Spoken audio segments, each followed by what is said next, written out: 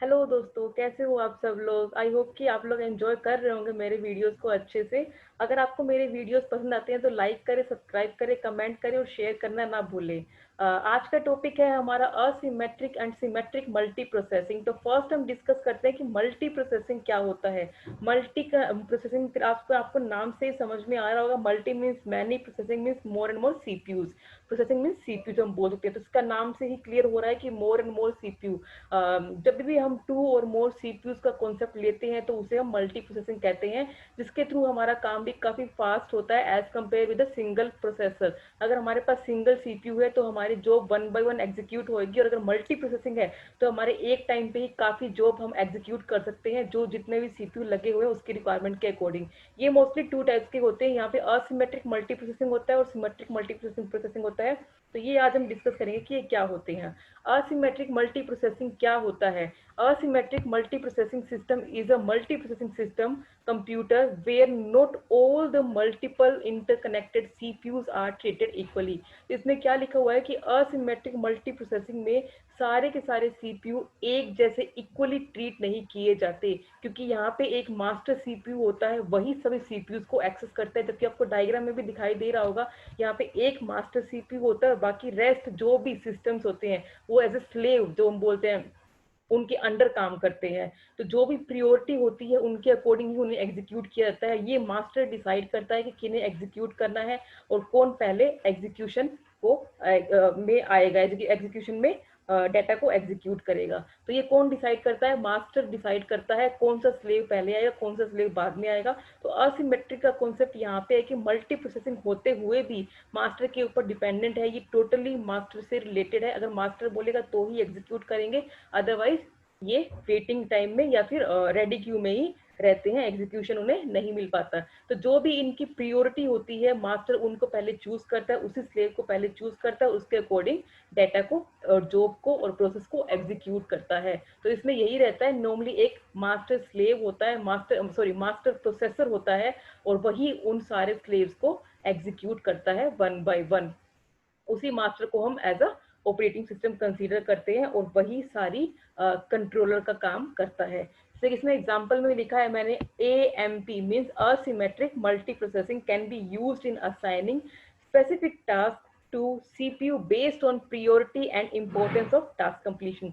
जो कि मैंने अभी कॉन्सेप्ट बताया, जो मास्टर अगर ये स्लेव्स को एग्जीक्यूट करेंगे तो बेस्ड ऑन द प्रियोरिटी, जो भी स्लेव की प्रियोरिटी है उसके अकॉर्डिंग उन्हें एग्जीक्यूट करेंगे, जो भी उनको इंपॉर्टेंस मिली हुई है उसके अकॉर्डिंग उन्हें एग्जीक्यूट करेंगे। अगर प्रियोरिटी हम देखें, हाईएस्ट प्रियोरिटी अगर 1 to 10 में कंसीडर करें, अगर टॉप मीन्स की नंबर 10 वाली हाईएस्ट प्रियोरिटी में रहती है, तो नंबर 10 पहले एग्जीक्यूट होएगा और नंबर 1 लास्ट में एग्जीक्यूट होएगा। तो यही सेम कॉन्सेप्ट यहाँ पे चलता है प्रियोरिटी का, जो भी प्रियोरिटी मिलेगी उसके अकॉर्डिंग उनको एग्जीक्यूट किया जाता है, जो कि मास्टर के अंदर होते हैं, मास्टर के अंडर सारे होते हैं। अब हम कॉन्सेप्ट देखते हैं सिमेट्रिक कॉन्सेप्ट का। सिमेट्रिक कॉन्सेप्ट में क्या है? It involves a multi processor computer hardware and software architecture where two or more identical processes are connected to a single or a shared main memory have full access to all input and output devices।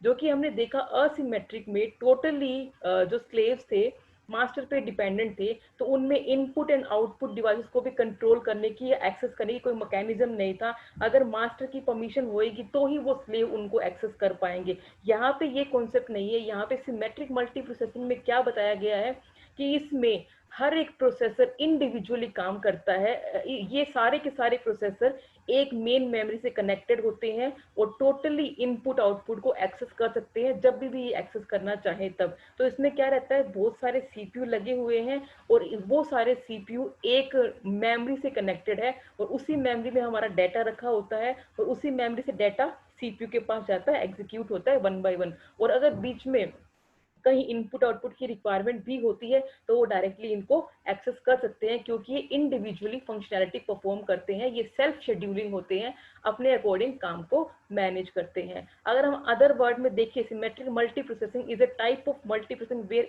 Each processor is a self scheduling, यानी कि ये automatically means कि हम बोल सकते हैं कि ये अपना काम खुद शेड्यूल करके खुद ही उन्हें एग्जीक्यूट करते हैं। बट असिमेट्रिक में ऐसा कुछ भी नहीं था। अगर प्रियोरिटी उनकी हाई है तो ही मास्टर उनको परमिशन देता है एग्जीक्यूट करने की, तो ही वो एग्जीक्यूट कर पाते हैं। बट यहाँ पर ये कॉन्सेप्ट नहीं है। सिमेट्रिक में ये बताया गया है कि टोटली सारे के सारे सीपीयू इंडिविजुअली फंक्शनैलिटी को परफॉर्म कर सकते हैं और हमारा काम काफी फास्टेस्ट परफॉर्म हो सकता है। इसका बेस्ट एग्जांपल है पैरेलल प्रोग्रामिंग, यानी कि साइमल्टेनियसली हम कितने भी काम एग्जीक्यूट कर सकते हैं। तो इसका ये काफी बेस्ट एग्जांपल है। अब हम बेसिक डिफरेंसेस देख लेते हैं कि डिफरेंसेस क्या होते हैं असिमेट्रिक एंड सिमेट्रिक में। तो असिमेट्रिक में क्या होता है, ये प्रोसेसर को इक्वली ट्रीट नहीं करता, सिमेट्रिक में ये इक्वली ट्रीट करता है। Next, task of the OS are done by the master processor. तो असिमेट्रिक में टास्क ओनली मास्टर प्रोसेसर के थ्रू ही डन होएगा, इसके बिना कंप्लीट नहीं हो सकता, क्योंकि डायरेक्टली स्लेव्स कुछ भी नहीं कर सकते,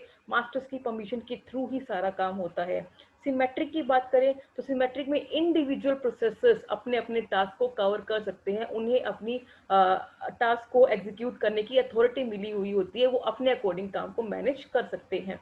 असिमेट्रिक में क्योंकि सारा काम मास्टर का मतलब मास्टर एज अ कंट्रोलर काम करता है, तो यहाँ पे जो स्लेव्स होते हैं उनके बीच में कम्युनिकेशन नहीं होता है। बट सिमेट्रिक में ये इंडिविजुअली फंक्शनैलिटी परफॉर्म करते हैं, तो ये all processors are communicate with each other. तो सारे के सारे प्रोसेसर कम्युनिकेट कर सकते हैं with the help of shared memory, क्योंकि एक ही मेमोरी को यूज कर रहे हैं, तो उसकी वजह से ये कम्युनिकेशन कर सकते हैं। असिमेट्रिक मल्टी प्रोसेसर और मास्टर स्लेव फॉलो करते हैं टेक्निक को। तो यहाँ पे क्या है, मास्टर स्लेव को फॉलो करते हैं, जिसके थ्रू वही सेम प्रोसेस है, मास्टर डिसाइड करेगा जो भी प्रियोरिटी है, जो भी इंपॉर्टेंस है, उसके अकॉर्डिंग डेटा को एग्जीक्यूट करेगा, उसी स्लेव को लेके आएगा।